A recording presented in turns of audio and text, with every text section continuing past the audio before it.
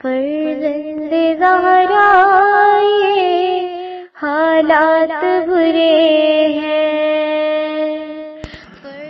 کاشانۂ بصیرت ایک ایسا مکمل یوٹیوب چینل جس پر محروم بصارت کے لیے بالخصوص اور تمام افراد کے لیے بالعموم سینکڑوں کی تعداد میں اسلامی کتب دستیاب ہیں۔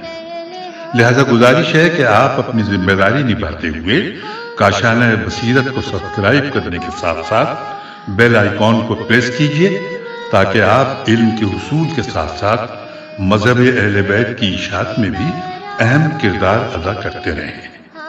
کاشانۂ بصیرت، کاشانۂ بصیرت، کاشانۂ بصیرت۔ فرزند زہرا یہ حالات برے ہیں۔ السلام علیکم ورحمۃ اللہ وبرکاتہ۔ سامعین، آپ سماعت فرما رہے ہیں الکوثر فی تفسیر القرآن جلد پنجم۔ مفسر قرآن محسن علی نجفی صاحب نے اس کی تفسیر بیان کی ہے۔ وَتَحْسَبُهُمْ أَيْقَاظًا وَهُمْ رُقُودٌ وَنُقَلِّبُهُمْ ذَاتَ الْيَمِينِ وَذَاتَ الشِّمَالِ وَكَلْبُهُمْ بَاسِطٌ ذِرَاعَيْهِ بِالْوَصِيدِ لَوِ اطَّلَعْتَ عَلَيْهِمْ لَوَلَّيْتَ مِنْهُمْ فِرَارًا وَلَمُلِئْتَ مِنْهُمْ رُعْبًا۔ اور آپ خیال کریں گے کہ یہ بیدار ہیں، حالانکہ وہ سو رہے ہیں، اور ہم انہیں دائیں اور بائیں کروٹ بدلاتے رہتے ہیں، اور ان کا کتا غار کے دہانے پر دونوں ٹانگیں پھیلائے ہوئے ہے۔ اگر آپ انہیں جھانک کر دیکھیں تو ان سے ضرور الٹے پاؤں بھاگ نکلیں اور ان کی دہشت آپ کو گھیر لے۔ تفسیر آیات۔ نمبر 1، ممکن ہے کہ بار بار کروٹ بدلنے سے گمان ہو جائے کہ وہ بیدار ہیں، لیکن سونے والا بھی کروٹیں بدلتا ہے، اس سے بیداری ثابت نہیں ہوتی۔ اس لیے بعض مفسرین نے کہا ہے کہ اس سے معلوم ہوتا ہے کہ ان کی آنکھیں کھلی تھیں، اس لیے دیکھنے والا انہیں بیدار خیال کرتا ہے۔ یہ بھی ہو سکتا ہے کہ دیکھنے والے ان کی آنکھیں کھلی دیکھیں اور خیال کریں یہ لوگ بیدار ہیں، ساتھ یہ بھی دیکھ رہے ہیں کہ وہ بیدار والوں کی حرکتیں نہیں کر رہے ہیں۔ اس صورتحال کو دیکھ کر ایک خوفناک تصور ذہن میں آئے گا اور وہاں سے بھاگنے میں انسان اپنی سلامتی تصور کرے گا۔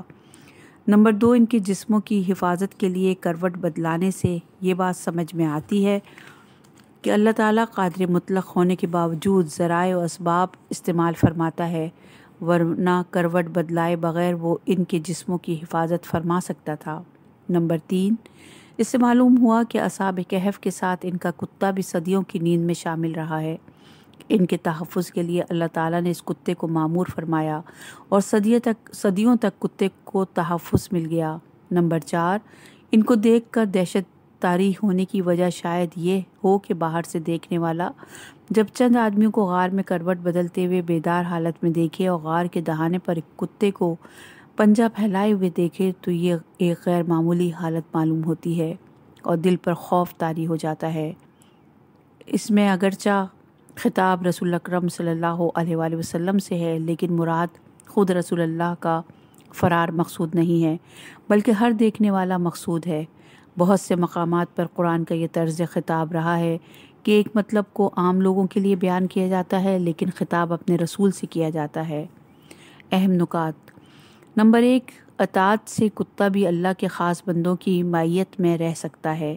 نمبر 2، مردان حق کو تحفظ دینے سے خود کو تحفظ ملتا ہے، خواہ وہ کتا ہی کیوں نہ ہو۔ فَابْعَثُوا أَحَدَكُمْ بِوَرَقِكُمْ هَٰذِهِ إِلَى الْمَدِينَةِ فَلْيَنظُرْ أَيُّهَا أَزْكَىٰ طَعَامًا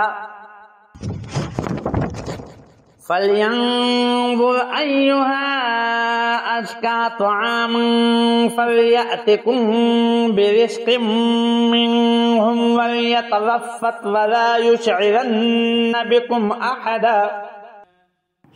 اسی انداز سے ہم نے انہیں بیدار کیا تاکہ یہ آپس میں پوچھ گچھ کر لیں۔ چنانچہ ان میں سے ایک نے کہا، تم لوگ یہاں کتنی دیر رہے ہو؟ انہوں نے کہا، 1 دن یا اس سے بھی کم۔ انہوں نے کہا، تمہارا پروردگار بہتر جانتا ہے کہ تم کتنی مدت رہے ہو، پس تم اپنے میں سے ایک کو اپنے سکے کے ساتھ شہر بھیجو اور وہ دیکھے کہ کون سا کھانا سب سے ستھرا ہے، پھر وہاں سے کچھ کھانا لے آئے اور اسے چاہیے کہ وہ ہوشیاری سے جائے اور کسی کو تمہاری خبر نہ ہونے دے۔ تفسیر آیات۔ ان کو بیدار کیا تاکہ ان کے لیے سوال پیدا ہو جائے کہ وہ کتنی دیر سوئے ہیں۔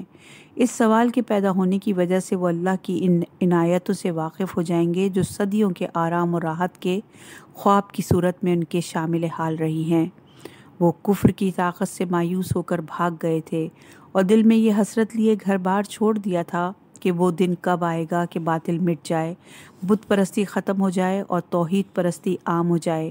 اللہ نے ان کو اتنی مدت سلا دیا کہ وہ دیکھ پائیں کہ باطل مٹ چکا ہے اور حق کا بول بالا ہے۔ بادی الراہ میں ان کو خواب کی مدت مختصر اور معمول کے مطابق معمول ہو رہی تھی، چونکہ کہا جاتا ہے کہ وہ صبح وقت نماز سوئے تھے اور دن ڈھلے بیدار ہو گئے، اس لیے ان کو تردد ہو گیا کہ ہم کل صبح سوئے تھے تو اگر آج صبح سوئے تھے تو دن کا ایک حصہ ہو جاتا ہے۔ یہ تو تھی بحث کی ابتدا، اور بحث کا اختتام اس بات پر ہوا کہ رب بہتر جانتا ہے کہ ہم کتنی مدت سوئے ہیں۔ آیت کے اس جملے سے اندازہ ہوتا ہے کہ مدت خواب ان کے لیے معمہ بن گئی تھی جو بعد میں حل ہو گیا۔ جب ان میں سے ایک شخص کھانا خریدنے کے لیے شہر گیا تو دیکھا دنیا بدل چکی ہے۔ اب روم میں بت پرستی کا کوئی نشان نہیں ہے، سب عیسائی مذہب اختیار کر چکے ہیں، رہن سہن کے تمام طریقوں میں نمایاں تبدیلی آ گئی ہے۔ جب اس نے کھانا خریدنے کے لیے قیصر وقیانوس کے زمانے کا سکہ پیش کیا، روایت کے مطابق نان فروش کو شبہ ہوا کہ پرانے زمانے کا دفینہ اس کے ہاتھ لگا ہے۔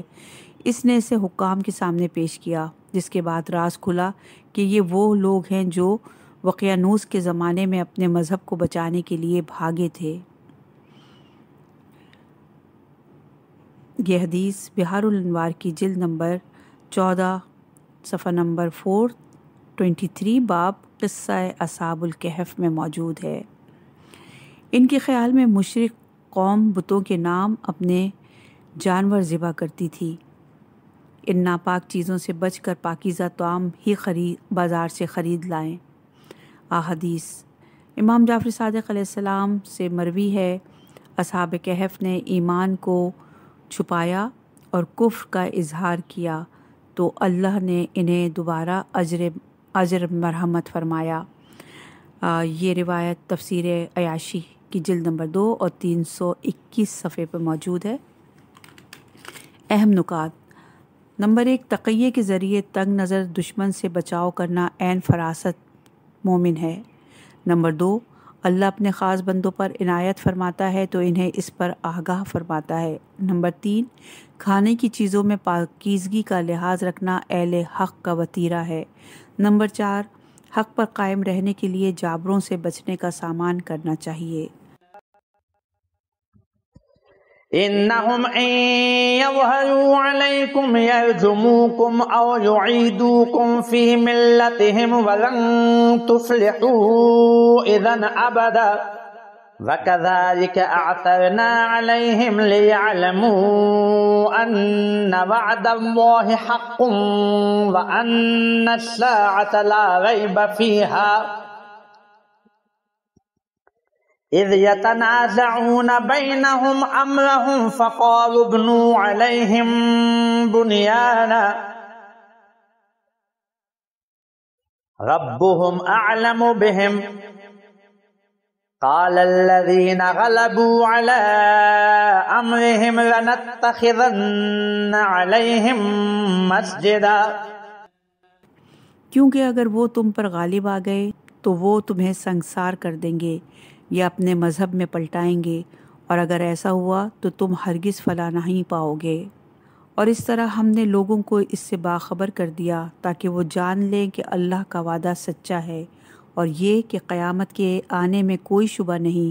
یہ اس وقت کی بات ہے جب لوگ ان کے بارے میں جھگڑ رہے تھے تو کچھ نے کہا ان کے غار پر عمارت بنا دو، ان کا رب ہی ان کا حال بہتر جانتا ہے۔ جنہوں نے ان کے بارے میں غلبہ حاصل کیا وہ کہنے لگے ہم ان کے غار پر ضرور ایک مسجد بناتے ہیں۔ تفسیر آیات۔ نمبر 1، اسلامی و سریانی روایت کے مطابق اس زمانے میں قیامت کے موضوع پر گرما گرم بحث چل رہی تھی۔ مسیحی آخرت پر ایمان رکھتے تھے اور ان کے مقابلے میں بت پرستی کی باقیات جو ابھی تک خاصی مؤثر تھیں قیامت کے منکر تھیں۔ ان دنوں میں اصحاب کہف کی بیداری کا واقعہ پیش آیا جس سے حیات بعد الموت کے اسبات کے لیے ایک ناقابل تردید ثبوت مل گیا، جیسا کہ آیت کی ابتدا میں فرمایا گیا ہے۔ نمبر 2، یہ اس وقت کی بات ہے جب لوگ ان کے بارے میں جھگڑ رہے تھے۔ اصحاب کہف کے بارے میں 2 موقف وجود میں آئے تھے۔ ان میں نزع تھا۔ ابن عباس کی روایت کے مطابق یہ نزع اصحاب کہف کی موت کے بعد واقع ہوا تھا۔ نزع کی نوعیت آیت کے اگلے جملے سے معلوم ہوتی ہے۔ نمبر 3، ایک موقف یہ تھا کہ ان پر ایک دیوار بنا دو۔ بظاہر ان کا مطلب یہ تھا کہ غار کے دہانے پر ایک دیوار بنا دو اور غار کو بند کر دو۔ یہ لوگ خدا کے خاص بندے ہیں، انہیں ان کی خواب و بیداری سے کیا سروکار؟ کچھ ثابت ہوتا ہے یا نہیں ہوتا؟ وہ کس دین و مذہب کے پیروکار تھے؟ ان سب کے بارے میں ان کا رب ہی ان کا حال بہتر جانتا ہے۔ ہم انہیں کسی امر پر دلیل قرار نہیں دیتے۔ نمبر 4، اس کا یہ مفہوم بنتا ہے کہ ہم ان کے بارے میں کوئی موقف نہیں بناتے۔ یہ بات ان لوگوں کے موقف کے ساتھ سازگار ہے جو حیات اخروی کے منکر تھے۔ اصحاب کے خواب و بیداری سے ان کے موقف میں کمزوری آ گئی تھی۔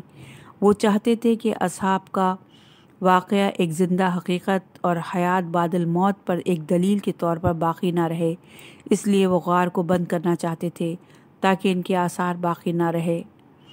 صالحین نصارہ یہ نہیں کہہ سکتے کہ ان کا رب ہی بہتر جانتا ہے کہ یہ کون لوگ ہیں، کس مرتبے کے ہیں۔ صالحین تو انہیں ان کے مرتبے کو جان چکے تھے، اسی لیے ان سے صالحین کے موقف کو تقویت ملی تھی۔ یہ ان لوگوں کا موقف ہو سکتا ہے جو حیات اخروی کے قائل تھے۔ وہ اصحاب کہف کے واقعے کو اللہ کی نشانی اور اپنے موقف کے حق میں دلیل سمجھتے تھے۔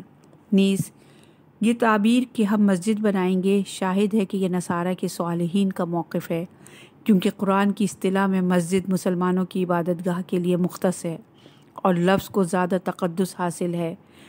قرآن دیگر ادیان کی عبادت گاہوں کو مسجد کے ساتھ تعبیر نہیں فرماتا۔ چنانچہ سورہ حج کی آیت نمبر 40 میں ارشاد ہوتا ہے، اور اگر اللہ لوگوں کو ایک دوسرے کے ذریعے سے روکے نہ رکھتا تو راہبوں کی کوٹریوں اور گرجوں اور عبادت گاہوں اور مساجد کو ان جن میں کثرت سے اللہ کا ذکر کیا جاتا ہے منہدم کر دیا جاتا۔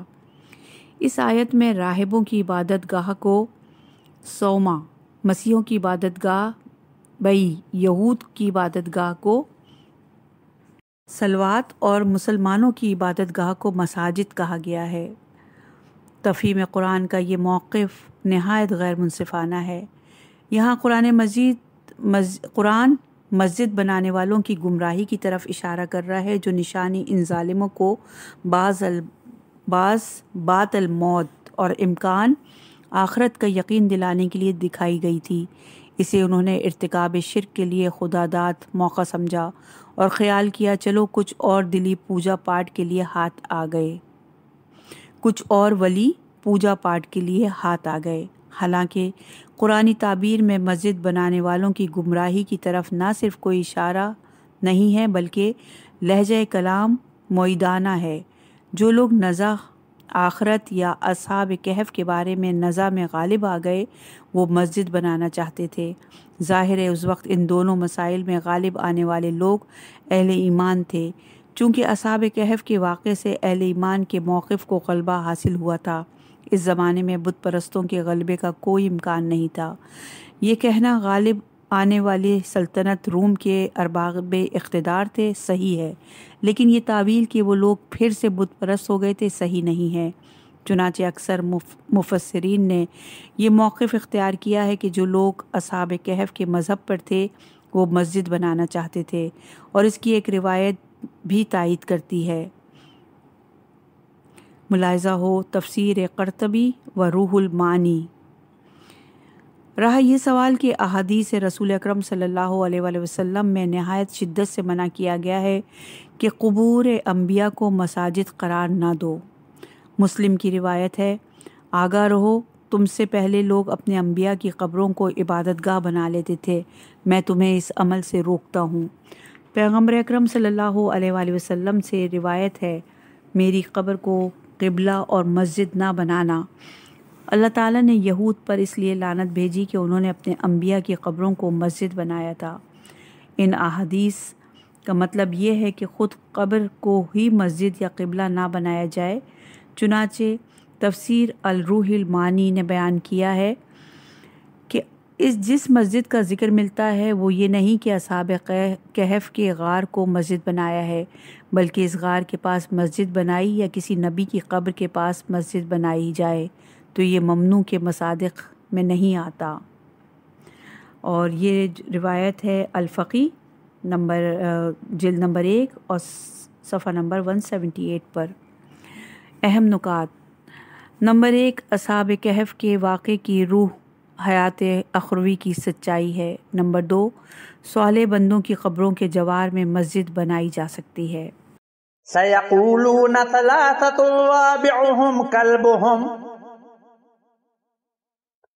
وَيَقُولُونَ خَمْسَةٌ سَادِسُهُمْ كَلْبُهُمْ رَجْمًا بِالْغَيْبِ وَيَقُولُونَ سَبْعَةٌ وَثَامِنُهُمْ كَلْبُهُمْ قُلْ رَبِّي أَعْلَمُ بِعِدَّتِهِمْ مَا يَعْلَمُهُمْ إِلَّا قَلِيلٌ فَلَا تُمَارِ فِيهِمْ إِلَّا مِرَاءً ظَاهِرًا وَلَا تَسْتَفْتِ فِيهِمْ مِنْهُمْ أَحَدًا۔ کچھ لوگ کہیں گے کہ وہ 3 ہیں، چوتھا ان کا کتا ہے، کچھ کہیں گے کہ وہ 5 ہیں، چھٹا ان کا کتا ہے، یہ سب دیکھے بغیر اندازے لگا رہے ہیں، اور کچھ کہیں گے وہ 7 ہیں اور 8واں ان کا کتا ہے۔ کہہ دیجئے میرا رب ان کی تعداد کو بہتر جانتا ہے، ان کے بارے میں کم ہی لوگ جانتے ہیں، لہٰذا آپ ان کے بارے میں سطحی گفتگو کے علاوہ کوئی بحث نہ کریں اور نہ ہی ان کے بارے میں ان میں سے کسی سے کچھ دریافت کریں۔ تفسیر آیات: اس سے معلوم ہوتا ہے کہ عصر رسول صلی اللہ علیہ وآلہ وسلم میں مسیحیوں میں اصحاب کہف کی تعداد کے بارے میں اختلاف تھا اور 3 اقوال گردش میں تھے۔ پہلا قول یہ کہ اصحاب کہف کی تعداد 3 ہے، چوتھا ان کا کتا ہے، دوسرا قول یہ کہ ان کی تعداد 5 ہے، چھٹا ان کا کتا ہے۔ ان دونوں اقوال کو قرآن نے یہ کہہ کر مسترد کر دیا کہ یہ غیب کی باتوں میں بے تکی ہانکتے ہیں۔ تیسرا قول یہ ہے کہ ان کی تعداد 7 اور 8واں ان کا کتا ہے۔ کہا جاتا ہے کہ تیسرے قول کے درست ہونے پر اس آیت میں متعدد اشارے موجود ہیں۔ پہلا اشارہ یہ ہے کہ اس قول کی طرح تردید نہیں ہوئی۔ دوسرا اشارہ یہ ہے کہ پہلے اور دوسرے قول میں سے پہلے واو نہیں ہے، جبکہ تیسرے قول میں پہلے واو ہے، جس سے بقول ابن عباس گنتی کا سلسلہ ختم ہو جاتا ہے۔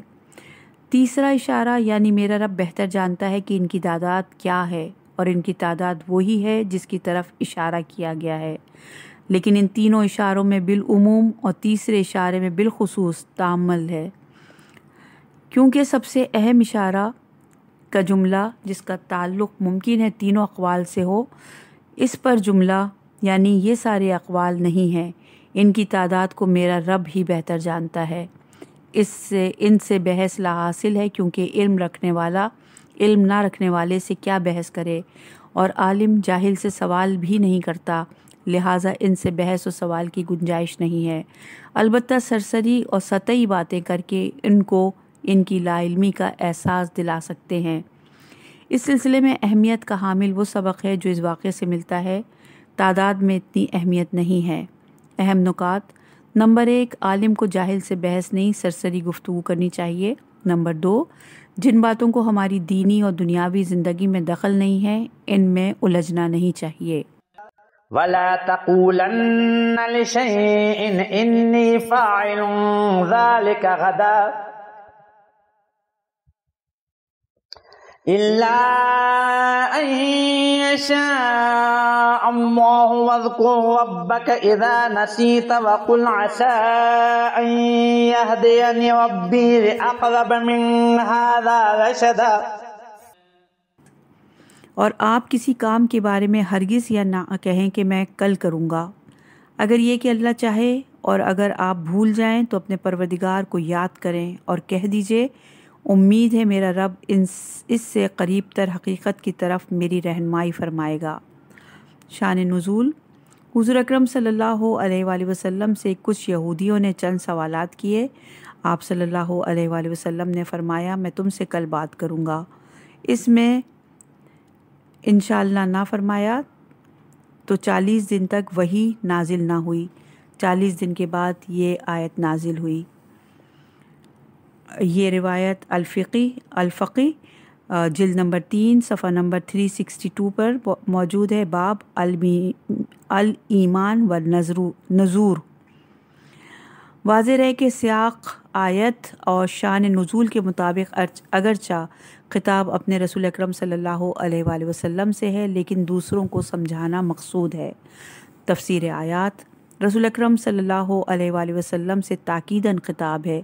کسی عمل کی انجام دہی کا اظہار اس طرح نہ ہو کہ اس میں اللہ سے بے نیازی کا شائبہ اور استقلال کا اظہار ہو۔ خطاب اگرچہ اپنے حبیب صلی اللہ علیہ وآلہ وسلم سے ہے، لیکن اس میں دوسروں کے لیے آداب بندگی کی تعلیم ہے کہ وہ کس عمل کی انجام دہی کے سلسلے میں مصمم ارادے کا اظہار ہو تو مشیت الہی کے حوالے سے ہو۔ اس کائنات میں تکویناً جو بھی عمل انجام پاتا ہے اس میں اللہ تعالیٰ کا ارادہ، اس کی مشیت شامل حال ہوتی ہے، ورنہ ایک پتا بھی نہیں ہل سکتا۔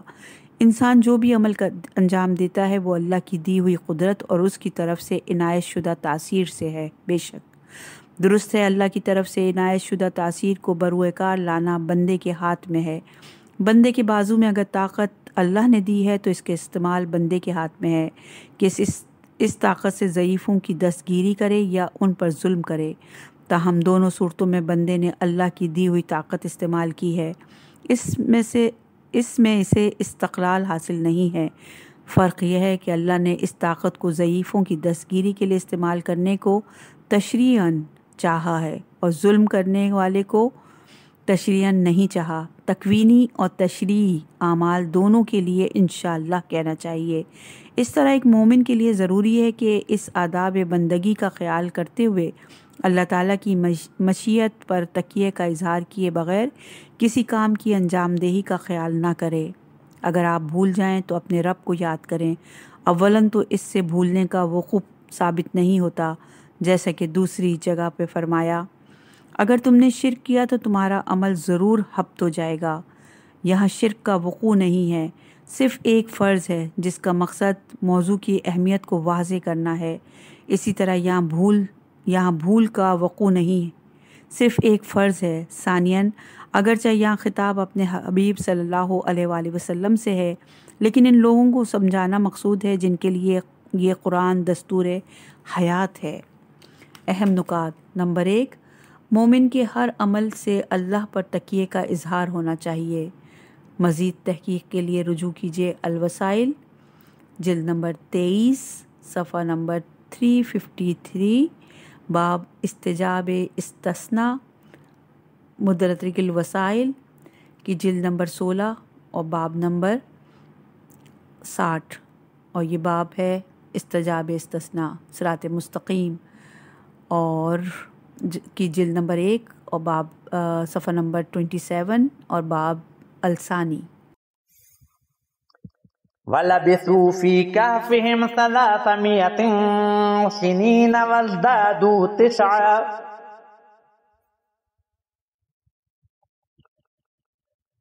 قُلِ اللَّهُ أَعْلَمُ بِمَا لَبِثُوا لَهُ غَيْبُ السَّمَاوَاتِ وَالْأَرْضِ أَبْصِرْ بِهِ وَأَسْمِعْ مَا لَهُم مِّن دُونِهِ مِن وَلِيٍّ وَلَا يُشْرِكُ فِي حُكْمِهِ أَحَدًا۔ اور وہ اپنے غار میں 300 سال تک رہے اور 9 کا اضافہ کیا۔ آپ کہہ دیجئے ان کے قیام کی مدت اللہ بہتر جانتا ہے۔ آسمانوں اور زمین کی غیبی باتیں صرف وہی جانتا ہے، وہ کیا خوب دیکھنے والا اور کیا خوب سننے والا ہے، اور اس کے علاوہ ان کا کوئی سرپرست نہیں اور نہ ہی وہ کسی کو اپنی حکومت میں شریک کرتا ہے۔ تفسیر آیات۔ جملہ ہائے متعارضہ کو حذف کیا جائے تو سلسلہ کلام کچھ اس طرح بنتا ہے۔ کچھ لوگ کہیں گے کہ وہ 3 ہیں، چوتھا ان کا کتا ہے، کچھ کہیں گے وہ 5 ہے، چھٹا ان کا کتا ہے، کچھ کہیں گے وہ 7 ہیں، 8واں ان کا کتا ہے۔ وہ اپنے غار میں 300 سال تک رہے اور ان لوگوں نے 9 کا اضافہ کیا۔ آپ کہہ دیجئے ان کے قیام کی مدت اللہ بہتر جانتا ہے۔ آسمان اور زمین کی غیبی باتیں صرف وہی جانتا ہے، وہ کیا خوب دیکھنے والا اور کیا خوب سننے والا ہے۔ آیات کے سیاق سے ابن عباس کا یہ قول قرین حق معلوم ہوتا ہے کہ آیت 25 میں 300 اور 309 کی جو مدت بیان کی گئی ہے وہ لوگوں کے قول کی حکایت ہے، اللہ تعالیٰ کا اپنا قول نہیں ہے۔ اس تفسیر پر اللہ تعالیٰ کا یہ فقرہ قرینہ بنتا ہے کہ آپ کہہ دیجئے کہ ان کے قیام کی مدت اللہ بہتر جانتا ہے۔ اگر 309 سال کی مدت اللہ کا قول ہوتا تو یہ فقرہ پہلے ہوتا اور ربط کلام کچھ اس طرح بنتا کہ آپ کہہ دیجئے کہ ان کے قیام کی مدت اللہ بہتر جانتا ہے کہ وہ اپنے غار میں 300 سال تک رہے اور 9 کا اضافہ کیا، یا اس فقرے کی ضرورت نہ رہتی۔ چنانچہ امام جعفر صادق علیہ السلام نے ابو بصیر کی روایت میں مروی ہے، اور وہ اپنے غار میں 300 سال تک رہے اور انہوں نے 9 کا اضافہ کیا۔ یہ فرمان لوگوں کے قول کی حکایت ہے، تعبیر خبر کے انداز میں ہے۔ اس قول کے حکایت ہونے پر دلیل اگلا فقرہ ہے۔ اللہ بہتر جانتا ہے ان کے قیام کی مدت کیا تھی۔ دوسرا قرینہ یہ ہے کہ آسمانوں اور زمین کی غیب کی باتیں اللہ کے علم میں ہیں، تمہیں کیا معلوم کہ ان کی تعداد کتنی ہے۔ تیسرا قرینہ ہے کہ اللہ خوب دیکھنے والا اور سننے والا ہے، اس کے مقابلے میں تمہاری کیا حیثیت ہے۔ ایک شامی شخص کی روایت کے بنا پر جو اعتراض کیا جاتا ہے وہ قرآن پر وارد نہیں ہوتا۔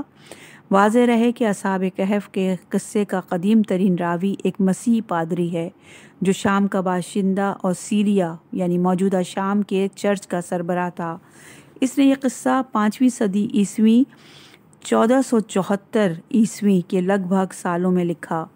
اس روایت میں آیا ہے کہ اصحاب کہف نے قیصر وقیانوس کے عہد سلطنت میں غار میں پناہ لی تھی، جس کی سلطنت 249 سے 251 عیسوی تک قائم رہی، اور قیصر تھیوڈوسس کے عہد میں بیدار ہوئے، جس کی سلطنت 408 سے 450 عیسوی تک قائم رہی۔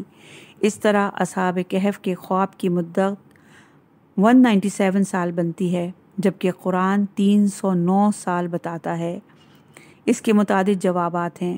پہلا جواب گزر گیا کہ قرآن نے لوگوں کے قول کی حکایت کی ہے، خود کسی مدت کو بیان نہیں کیا۔ دوسرا جواب یہ ہے کہ سریانی روایت کا راوی سیریا موجودہ شام کا باشندہ تھا، جبکہ یہ واقعہ شہر افیس موجودہ ترکی کے شہر ازمیر سے دور پیش آیا، لہٰذا اصحاب کہف کی بیداری کی روایت اگر قابل اعتبار ہو سکتی ہے تو ان کی ہجرت کی تاریخ کے تعین کے بارے میں یہ روایت قابل اعتبار نہیں ہے۔ اصل تحقیق کے مطابق اصحاب کہف کا واقعہ قصر روم تراجان کے عہد سلطنت 98 سے 117 عیسوی میں پیش آیا، نہ کہ قصر دیانوس 251 عیسوی کے عہد میں، جیسا کہ بعض مسیحی روایات میں آیا ہے، نہ دیانوس 305 عیسوی کے عہد میں، جیسا کہ بعض دیگر مسلم اور غیر مسلم روایات میں آیا ہے۔ اور یہ بات مسلم ہے کہ اصحاب کہف قیصر تھیوڈوسس کے عہد میں بیدار ہوئے، جس کی سلطنت 408 سے 450 عیسوی تک رہی ہے۔ لہٰذا اگر ہم 421 عیسوی سے 309 عیسوی منفی کریں تو تراجان کا عہد سلطنت 112 عیسوی نکل آتا ہے۔ یہ روایت ملاحظہ ہو المیزان بحوالہ کتاب الاکشاف کہف اہل کہف میں موجود ہے۔ وَاتْلُ مَا أُوحِيَ إِلَيْكَ مِنْ كِتَابِ رَبِّكَ لَا مُبَدِّلَ لِكَلِمَاتِهِ وَلَن تَجِدَ مِن دُونِهِ مُلْتَحَدًا۔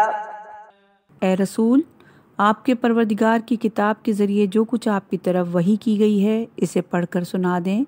کوئی اس کے کلمات کو بدلنے والا نہیں ہے اور نہ ہی آپ اس کے سوا کوئی پناہ کی جگہ پائیں گے۔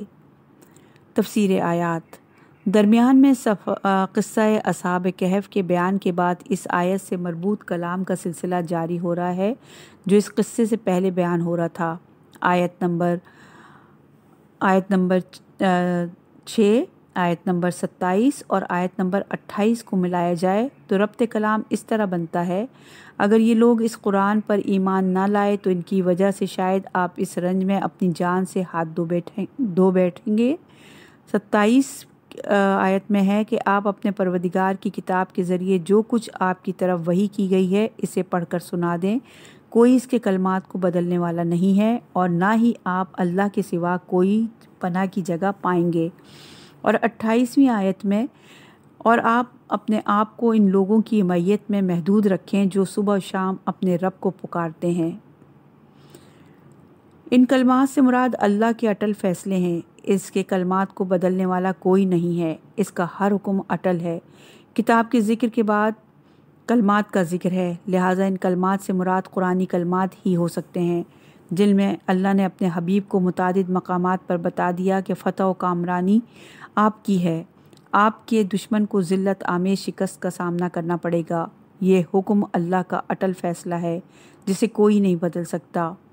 اس بات پر قرینہ ہے کہ کامیابی آپ کی ہے، چونکہ آپ صلی اللہ علیہ وآلہ وسلم اللہ کی پناہ میں ہیں۔ آپ کا دشمن کوئی پناہ اور سہارا نہیں رکھتا۔ اہم نکات: نمبر 1، اللہ کا حتمی فیصلہ ناقابل تنسیخ ہوتا ہے۔ نمبر 2، بے سہارا ہے وہ شخص جو غیر اللہ کی پناہ پر بھروسہ کرتا ہے۔